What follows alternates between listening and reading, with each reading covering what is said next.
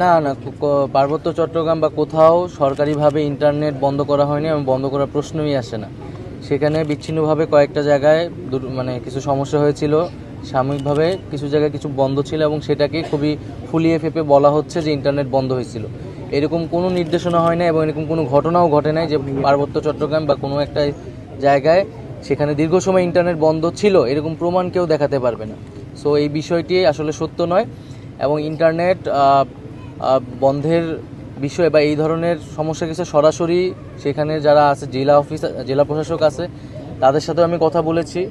এবং ওখানে ভুক্তভোগী কেউ থাকলে কোথাও যদি এই ধরনের ঘটনা ঘটে আমরা বলবো যে আপনারা যথাযথ কর্তৃপক্ষের সাথে এটা যোগাযোগ করে জেনে নেবেন এবং আমরা এই ধরনের কিছু অভিযোগ করার ক্ষেত্রে যাতে সম্পূর্ণ সত্যটা জেনে তারপরে এটা বলি, এটাও আমার অনুরোধ থাকবে।